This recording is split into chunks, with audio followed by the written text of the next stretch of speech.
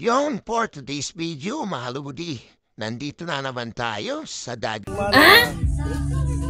Nag-i-enjoy ka sa mga bawat ginagawa mo. Tapos, bawat pinupuntahan mo na place, i-adapt mo sila. Gawin mong masaya. Yan, panoorin nyo sa susunod na video. Kaya mga lodi, nung bumiyahe pa na tayo galing Quezon City from Luzon Avenue to Lubu, Batangas. Ayan, pumildara namin mga lodi. So, almost 3 hours lang po ang biyahe papunta ng Lubu, Batangas, no, from Quezon City. And nakarating na po kami. And so, itong bubumad sa pagdating, siyempre, ganito, kaganda ang Lubu, Batangas.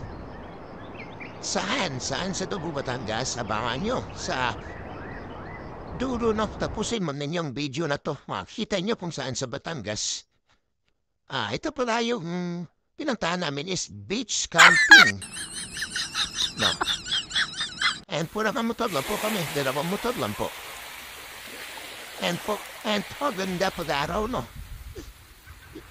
Tamang-tama to sa Taginit, no? Isali nyo na sa bucket list is bucket list nyo, isulat nyo na itong Lubu, Batangas. And mga palodi, so napakalat ang place dito, siyempre may mga niyo para hindi mainit, no? Hangin frisco. Mapapaisip na lang kung anong susunod na naman ng amo ng buhay. Lahat lang. Ang mahalaga, nag-i-enjoy ka sa mga bawat ginagawa mo. Ito po ang full video.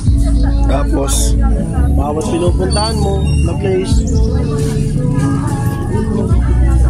i-adapt mo sila. Ay, buhay. Gawin mong masaya. Buhay. Kahit na pagbalik mo, puro stress. Sabi nila, mag-ride ka para matanggal ang stress mo, pero pagbalik mo, nandun pa rin. Ang tawag din, magkano may iwan. Kasi, Ano mo sasabi ni Jen? stress yung problema, hindi naman niya nawawala. Oo. Tamang pupuntahan ko. Kaya, mahirap talaga makailam sa buhay ng tao. Lalo, mais lalo. Ito pala ang view, mga lodi, oh. Pwenteng tami, no? Patabi lang po ang motor. Nagpakagat na, tabing dagat lang. Nice. Wala pong bumay-mayan, lupit maniyo, gumalo din, no? Safety tayo dito. Yan, mahalo din, no? Salamat sa suporta. Sa walang sawang suporta, mga lodi. Please like and follow and share na. Lodi, salamat. And until next video, sana magustuhan niyo ang video na to, no? Sa Lubu, Batangas and Unica Iha Beach House Camping Site.